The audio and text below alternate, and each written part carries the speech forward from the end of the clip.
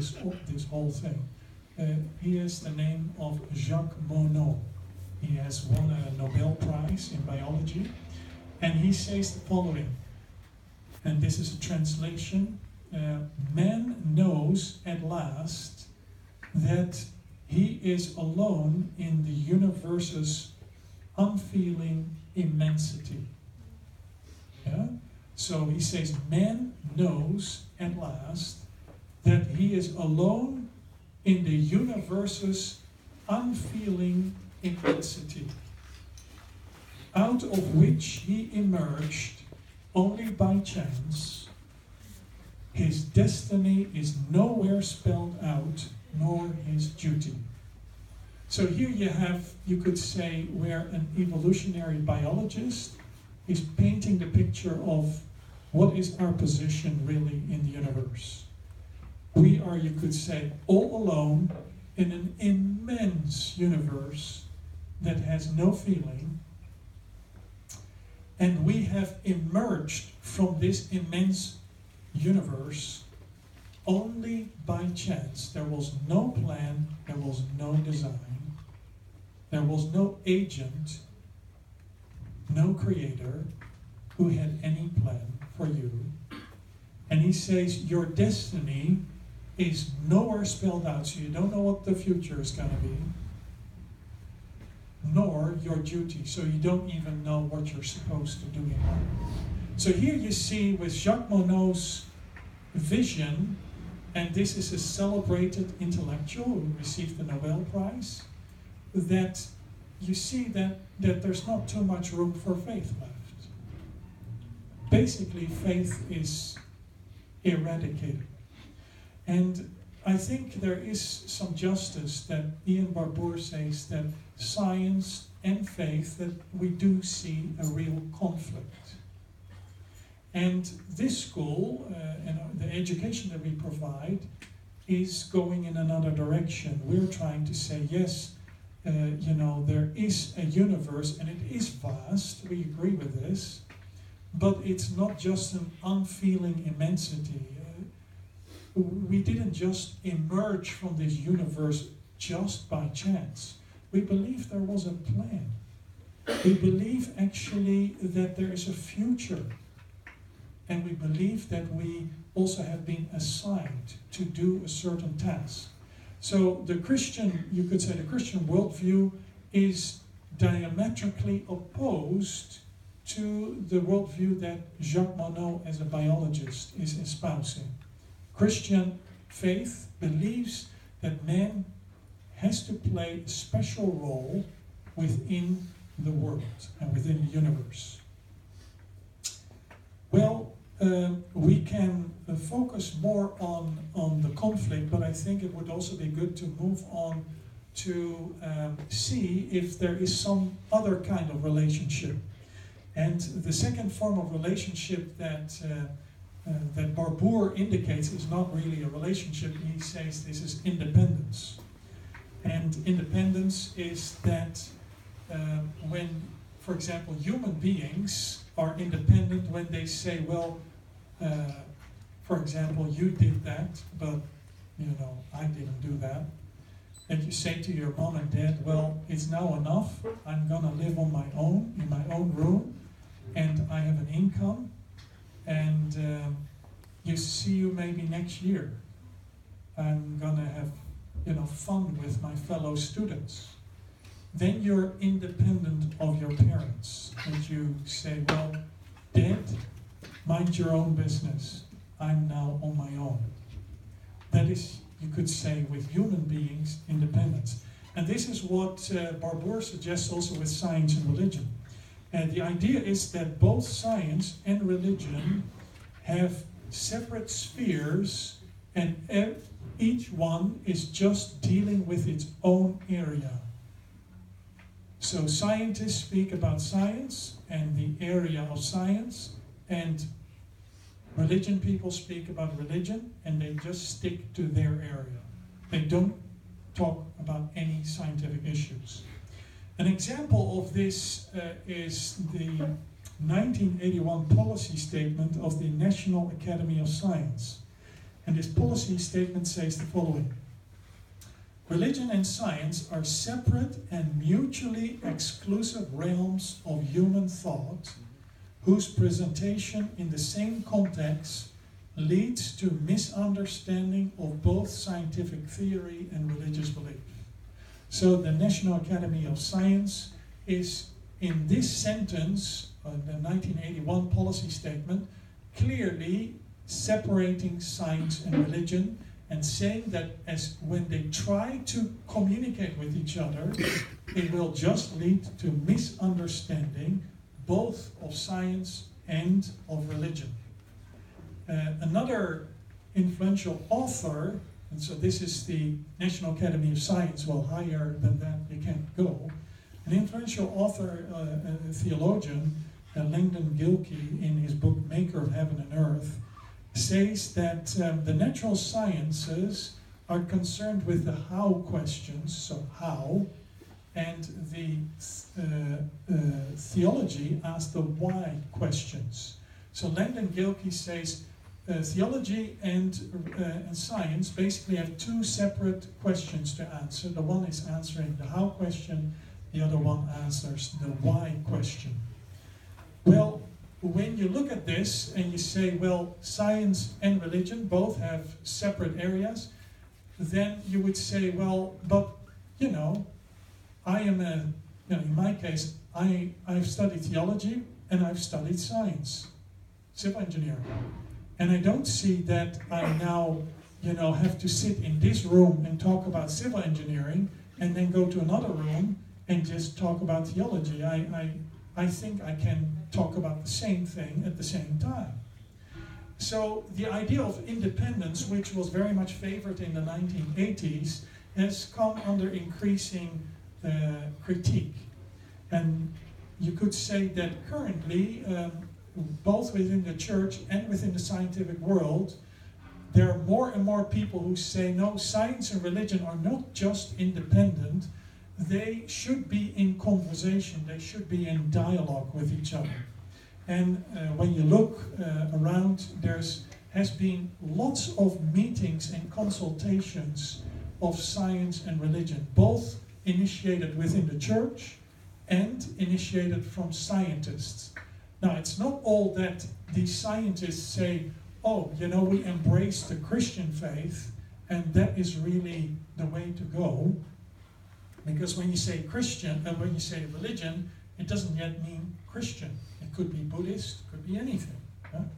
But at least you see that, especially astronomers, are having an openness towards a realm of divine intervention. Well, an example of this third model of relationship between science and religion is a statement by John Paul II, this is the Pope, who said, science can purify religion from error and superstition. Religion can purify science from idolatry and false absolutes. We see in this statement actually an important idea. He says science can purify religion from error and superstition. So what he acknowledges is that sometimes religion can actually harbor error and superstition, and we need science to purify religion. But on the other hand, he also says that religion can purify science from idolatry and false absolutes. Well, what is idolatry? Idolatry is an idol, worshipping an idol, and that is a false god. Well, what kind of false god can be worshipped within the science? For example, if you would say that the ultimate origin of the universe is matter, is just dust. And a materialist, that's the name for it, or a naturalist, who gives a naturalistic explanation of the universe and of human life, will always argue that matter is the origin of everything. That's his, you could say, his standard. And it could be that, and you see this already in the ancient world, in the Greek philosophy, you see that it was already back then that some philosophers said, no, there is not a divine agent who has created, but everything has come out of fire, or everything has emerged out of water. So there were, among the ancient Greek philosophers, 4 basic elements that they said that have, you could say, given rise to the world as we have it. So it's not a totally new idea, this materialistic view, but this is what John Paul is actually saying, is that is idolatry. If you say that matter is really able to give rise to the world we live in, that is a form of idolatry. An important spokesperson in the scientific world, an astronomer, John Polkinghorne, a British, he says the following, that I think is important to see that science and religion are not opposite and not independent, but are actually related. And he says that both scientists and theologians have a belief, and a belief plays an important role in doing science. And Polkinghorne says that for scientists, for example, the belief that our universe is rational, is coherent, is ordered, and is an entity, is a whole thing, which is basic to the practice of science, he says this actually is a belief. Because if you just go back in history, you see that, for example, in the Babylonian religion, and this precedes our time with 2,700 years ago. In the Babylonian religion, they believed that the world came about through a fight between gods. So there was a very chaotic situation in the beginning, a fight for life and death, and then one god kills another god, and out of the body of the god that was slain, he takes the intestines, and then with that he creates the universe. So, just imagine that this is your belief. Would you, and I think John Polkinghorne is right, would you engage in science if this is the way you believe that the world has come about? No. The world does not look like a rational, coherent, ordered whole. And Polkinghorne says, and that is exactly what the Christian faith has instilled in scientists. Because God was a God of order, and he created the world in a systematic way. It gave scientists you could say, a confidence that they would expect some form of order, and that it would be able to understand, because God is, you could say, a person who works also with a reason. Then scientists were expecting, maybe we can understand this order, so let's go and look for it. And he says that the early scientists who discovered, like Galileo and Copernicus, who discovered this order in the world, and Newton, they were all Christians. There was no non-Christian scientist at all who has discovered these laws of nature. So I think he has a very important point here, is that the discovery of natural law was actually only possible for people who believed that the world and the universe was created by an intelligent agent who had good intentions and who made you could say, an ordered and a whole universe. this is an important belief that John Polkinghorne says that scientists actually take for granted. They don't even consider it a belief. But he says, and I think correctly, this is a belief. And it is ultimately derived from the Christian faith that there is a creator God. Now, within this whole discussion about faith and science, there have been some people who have made a statement, and I think the most famous statement is by Anselm of Canterbury. He lived in the 12th century.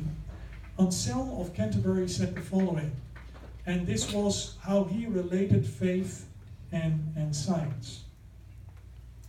He said that faith is seeking understanding. He has a certain famous Latin phrase for this.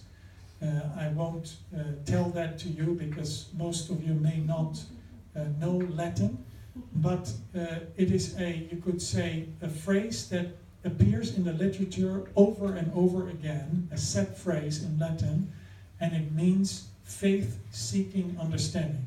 Well, what does it mean? It means that you begin with faith, and that once you have acquired this faith, then this faith strives to make itself intelligible. So you don't begin with understanding and then you arrive at faith. You begin with faith and then you start exploring the world and you begin to understand that your faith makes a lot of sense. Yeah? C.S. Lewis, an author that you may all know, he has lived in the 20th century, and he said the following: I believe in Christianity as I believe that the sun has risen, not only because I see it, but because by it I see everything else. Now this is an important thought. I repeat it, I believe in Christianity as I believe that the sun has risen. Not only because I see it, but because by it, the sun, I see everything else. So C.S. Lewis confirms Anselm. He doesn't refer to Anselm of Canterbury and other authors like Augustine. Augustine, for example, said, unless you believe, you do not understand. So, and Augustine has been a major thinker in philosophy and in theology for across the board for Protestants and Catholics. Unless you believe, you will not understand. And this is what C.S. Lewis is actually, saying in other words, with this beautiful image of the sun. The idea is this, is that faith actually equips you, according to these thinkers, par excellence. This is the way to understand the world. You begin with faith, and then when you look at the world begins to make sense. Without this faith, you will be left in the dark. Now, you may say, well, how can you say this? When you go to the Hong Kong University of Science and Technology and you do some interviews, almost nobody is a Christian here. And you go to another university in New York or in Los Angeles, there's hardly any Christians here at these universities. And when I go to a chemistry lab or to physics, there's not too many professors here are Christian. So how can you say this? The idea is that, and this is what John Polkinghorne says, is these sciences, chemistry, physics, etc., biology, they have all worked on this idea that there is, on this belief that our universe is rational, coherent, ordered, and whole, and that is a belief. And that belief derives from the Christian, you could say, belief in God as a creator of the universe. I would like to leave it with this thought. I could speak longer, but I see that the time is almost up. And briefly say that the relation of faith and science can be seen from different angles. You can emphasize conflict, you can emphasize independence, or you can emphasize dialogue. I would recommend to look at it in terms of dialogue and not to look at it in terms of independence. However, I do want to warn you, and with Ian Barbour, that conflict is a reality. There is definitely conflict. There are people who are intent on reducing the importance of human being to dust, to matter, and who refuse to entertain the thought that there could be a divine agent who has made the universe. That is an assumption, it's a belief that they entertain, and they seek to implement it in their science. It's not what Jacques Monod says here, and I repeat, man knows at last that we are alone in the universe's immense, unfeeling immensity, out of which he emerged only by chance. My question to Jacques Monod would be, is how do you know this? How do you know that we are alone in this universe? Have you really made a study of this universe that you have discovered that? And how do you know that we emerged by chance? And how do you know that our destiny is nowhere spelled out, and nor our duty? These are, you could say, a belief that he entertains, and that he, you could say, imposes on his way of doing science. And it's up to you whether you embrace that belief or not. And if you say, well, I don't buy into this kind of idea that we're just, nothing, that we just come from dust. I believe there is a purpose, and that this purpose was given by a divine being. Then, when you go from there, when you start from there, what C.S. Lewis says, the universe makes an awful lot of sense. And that is what I want to convey to you, is Christian faith can make an awful lot of sense of the world we live in. Amen. Amen.